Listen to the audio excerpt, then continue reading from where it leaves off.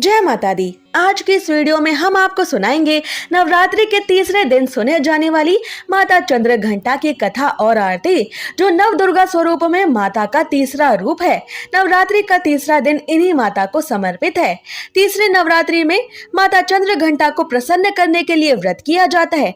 साथ ही आप सुनेंगे माता चंद्र घंटा की पूजा विधि और आरती। आपसे प्रार्थना है कि ये कथा अंत तक अवश्य सुने, क्योंकि अधूरी कथा सुनने से पाप लगता है। और कथा शुरू होने से पहले हमारे चैनल को सब्सक्राइब करके एक बार कमेंट्स में दिल से जय माता दी अवश्य लिखे।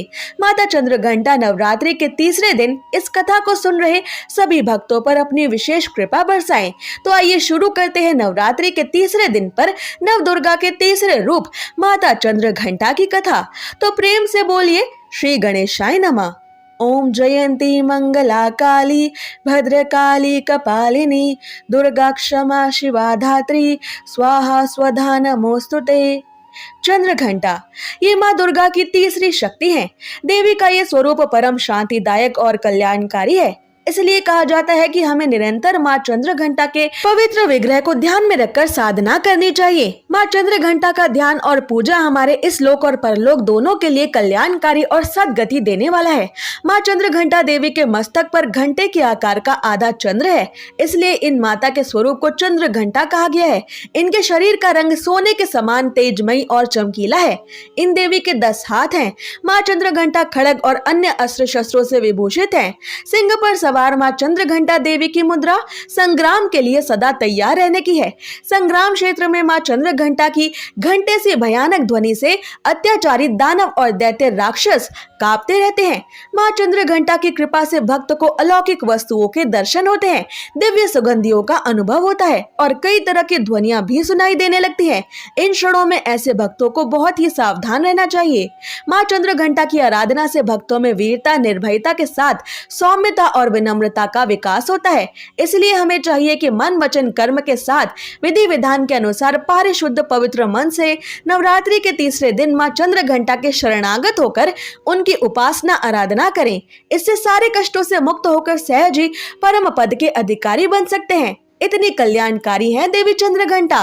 माँ चंद्र घंटा की कथा के अनुसार एक बार स्वर्ग पर राक्षसों का उपद्रव बढ़ने पर दुर्गा मैया ने चंद्र घंटा माता का रूप धारण किया था। महिषासुर नामक दैत्य ने सभी देवताओं को परेशान कर रखा था। महिषासुर देवराज इंद्र का सिंहासन प्राप्त करना चाहता था। वो स्वर्ग लोक पर राज करने की इच्छा पूरी करने के लिए ही देवताओं से लगातार संग्राम कर रहा था। जब देवताओं को महिषासुर की इस देवराज इंद्र बनने की भयंकर इच्छा के बारे में पता चला तो वो सब परेशान हो गए। जब महिषासुर के कहर सहन की क्षमता से बाहर हो गए और सारे देवताओं ने महिषासुर की शक्ति के आगे घुटने टेक दिए, तो सभी देवता भगवान ब्रह्मा, विष्णु और महेश यानी भगवान भोलेनाथ के पास जा पहुंचे। सभी देवताओं ने खुद पर आई इस विपदा का वर्णन त्रिदेवों से किया और उनसे रक्षा की मदद मांगी। देवताओं की ये प्रार्थना और असुरों का अत्याचार देखकर त्रिदेवों को भी बहुत क्रोध आया। तब त्रिदेवों यानी ब्रह्मा जी, श्री हरि विष्णु जी और शिव शंकर भगवान के क्रोध से एक ऊर्जा निकली। इसी ऊर्जा से माता चंद्र घंटा देवी अवतरित हुई। माता चंद्र घंटा के अवतरित होने पर सभी देवताओं ने माता चंद्र घंटा को उपहार दिए। माता चंद्र घंटा को भगवान शिव ने अपना त्रिशूल दिया। श्री हरि विष्णु जी ने चंद्र घंटा देवी को अपना सुदर्शन चक्र दिया। सूर्य देव ने मां चंद्र घंटा को अपना तेज तलवार सिंह प्रदान किया। इसके बाद स्वर्ग के राजा और देवताओं के मुखिया देवराज इंद्र ने अपना घंटा माता चंद्र घंटा को भेंट के रूप में दिया। इन सभी दिव्यास्त्रों और आयुधों से सुशोभित मां चंद्र घंटा ने महिषासुर को संग्राम के लिए ललकारा। अपने सामने मां चंद्र घंटा का ऐसा विशाल रूप देखकर महिषासुर भय से कांप उठा। तब महिषासुर ने अपनी सेना को मां चंद्र घंटा पर आक्रमण करने को कहा। तब देवी ने असुरों के समूहों को क्षण भर में ही नष्ट कर दिया और अंत में महिषासुर का मर्दन करके देवी चंद्र घंटा ने स्वर्ग लोक और सभी देवताओं को रक्षा प्रदान की। इसके बाद देवी चंद्र घंटा देवताओं को अभय दान देते हुए अंतर ध्यान हो गई। माँ चंद्र घंटा को खीर बहुत पसंद है, इसलिए माँ चंद्रघंटा को केसर या साबूदाने की खीर का भोग लगाना अत्यंत शुभ होता है। पंचामृत का मिश्रण इन सभी 5 गुणों का प्रतीक है। पंचामृत में दूध, दही, घी, शहद और गंगा जल का मिश्रण होता है और ये भी माँ चंद्रघंटा को अत्यंत प्रिय है। ये मिश्रण 5 पवित्र पदार्थों से बना होता है, जिनमें प्रत्येक पदार्थ का अपना महत्व है। दूध को शुद्धता और पोषण का तत्व प्रतीक भी माना जाता है, इसलिए आप माँ चंद्रघंटा को कच्चा दूध भी चढ़ा सकते हैं। देवी को दही भी अत्यंत प्रिय है, अतः आप दही को सादा या फलों के साथ मिलाकर भी माँ चंद्रघंटा को उसका भोग लगा सकते हैं। माँ चंद्रघंटा के नाम का अर्थ है वो जिनके पास घंटे के आकार का आधा चांद है। उनकी तीसरी आंख हमेशा खुली रहती है, जो बुराई के खिलाफ लड़ाई के लिए उनकी निरंतर तत्परता को दर्शाती है। माँ चंद्रघंटा को चंद्रखंडा, वृक्रवाहिनी और चंद्रिका के नाम से भी जाना जाता है। माना जाता है कि माँ चंद्रघंटा अपनी कृपा, वीरता और साहस से लोगों को पुरस्कृत करती हैं।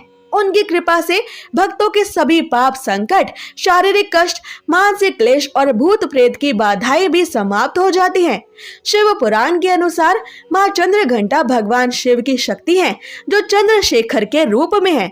माँ चंद्रघंटा से जुड़ी एक और कथा के अनुसार जब माता पार्वती ने भगवान शिव शंकर से विवाह किया तो पूरे ब्रह्मांड में तारकासुर नाम का एक असुर भयंकर कहर ढा रहा था। उसने जटुकासुर नाम का एक राक्षस भी नियुक्त किया था।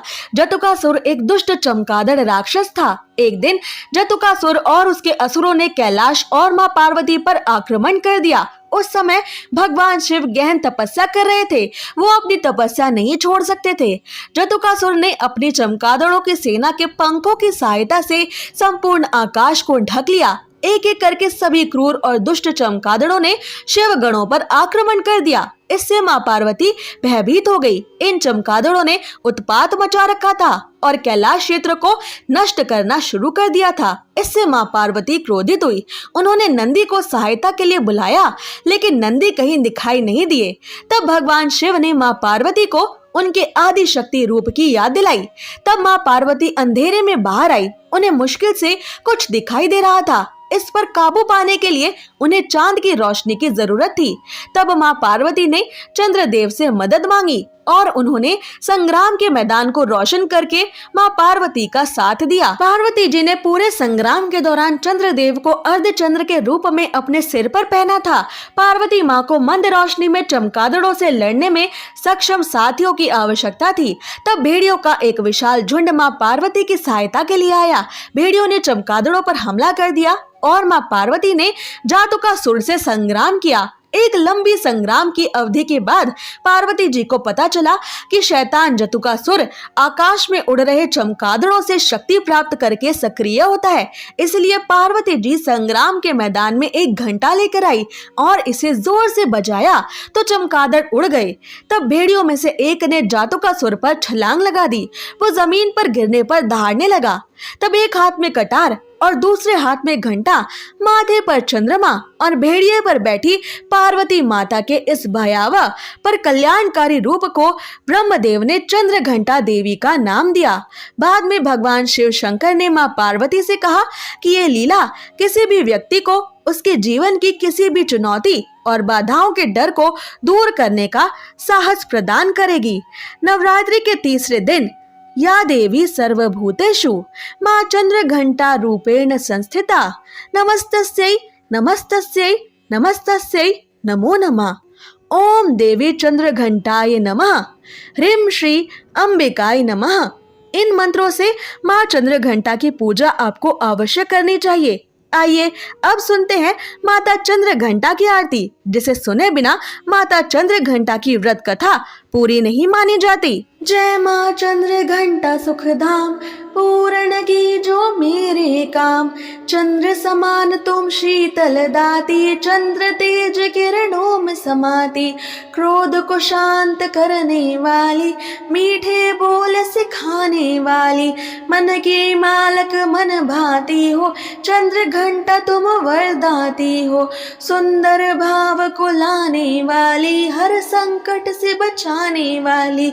हर बुधवार जो तुझको ध्याए, श्रद्धा सहित जो विनय सुनाए, मूर्ति चंद्र आकार बनाए, सन्मुख घी की ज्योति जगाए, शीश झुका कहे मन की बाता, पूर्ण आस करो जग की दाता। कांचीपुर है स्थान तुम्हारा, कर्नाटका में मान तुम्हारा, नाम तेरा रटू मैं महारानी, भक्त की रक्षा करो माँ भवानी।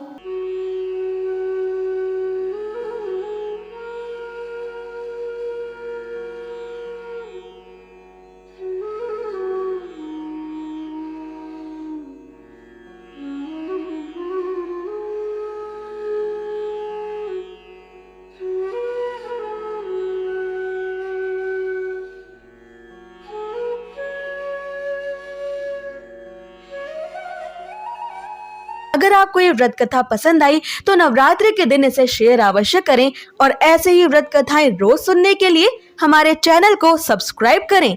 जय माता दी।